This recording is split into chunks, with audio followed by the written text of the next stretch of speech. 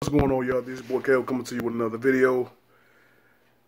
And another Chiefs victory. Chiefs beat the Jacksonville Jaguars 30-14 here at home in wet, damp, well, for the first quarter, rainy Arrowhead in KC, man. They improved to 5-0. I did not think I was going to say this during this season, but the defense won this game. I had predicted that the Chiefs would win this game 27-24 due to the fact that the Jaguars would miss Leonard Fournette, and I definitely believe that they did today, because they will miss Fournette, and I just thought without Fournette that will force Bortles to make more plays, and when Bortles is made to be a playmaker, he comes up bad sometime, and today was exactly what happened. Chiefs forced 5 turnovers, 4 interceptions, but for Bortles' career high. He did throw for 464 yards, but still a heck of a performance by this Chiefs defense. Much maligned again. Going back to Booker McFarland 6 days ago, calling this the worst defense in the league. Horrible tackling display against the Broncos on Monday night. I mean, whatever Bob Sutton and those defensive coaches preached during the week, it definitely worked today. Defense got stops early and often. They held the Jaguars' rushing game in check. Of course, their backup running back, Corey Grant, I think his name was, he went down early with a right foot injury that put a lot more on T.J. Yeldon. They brought that cat Wiles in. He really didn't do much. Yeldon only had 53 yards.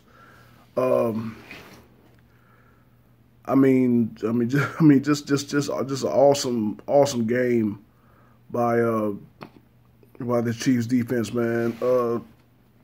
D Ford was big early. Justin Houston seemed like he got off to a fast start, but he left injured. Chris Jones, that pick six, oh man. I mean, he read the screen, catches it, and then he puts that move on Bortles, man. Oh my God. That was just incredible. I'm trying to remember everybody here without looking. Of course, Skandrick had the one at the end. Steve Nelson had one. Lucas had that one on, and they had that great return on Jordan Lucas. And then I was trying to think, who's the other one? Oh, I'm tripping. Jones, the pick six by Jones. Yeah, 4 picks. 2 of those, the ones to Nelson and Lucas were really backbreakers, because they were in the red zone. I mean, Jacksonville could have been in this game, but just costly turnovers by Blake Bortles in the red zone. Again, that one to Nelson before the first half was over. That they were down by 20-0, and the score would have really. I mean, you never know what would have happened, but I think it would have really changed momentum for them. I think it would have really changed momentum, but Bortles threw it off his own lineman's helmet. It bounces up, and then Steve Nelson luckily makes the catch. I mean, it's crazy because, I mean, like I said, this defense was much maligned, worst defense in the league. I mean, they still gave up a lot of yards, but I mean, they got stops when they needed to. Offense played okay. I mean, of course, that opening drive was a thing of beauty. The Chiefs going right down the field and then scoring with the Patrick Mahomes rushing touchdown. I mean, they had them on their heels. I mean, the Chiefs did. They really did have this Jacksonville defense on their heels with, again, Andy Reid and his creative play calling, going every direction, left, right, pop pass, reverse plays of Tyreek Hill, Sammy Watkins, even DeAnthony Thomas got in on a little bit on the action. You know, big ups to Reid and Eric Bieniemy with that play calling, because that and then plus not only the play calling but the snap count, those hard counts really drawing the Jacksonville defense off a couple times in that first half. You know, really kind of throwing them off balance the entire game. I mean, that was huge. That was really huge. Mahomes finally throws his first couple of interceptions of the game.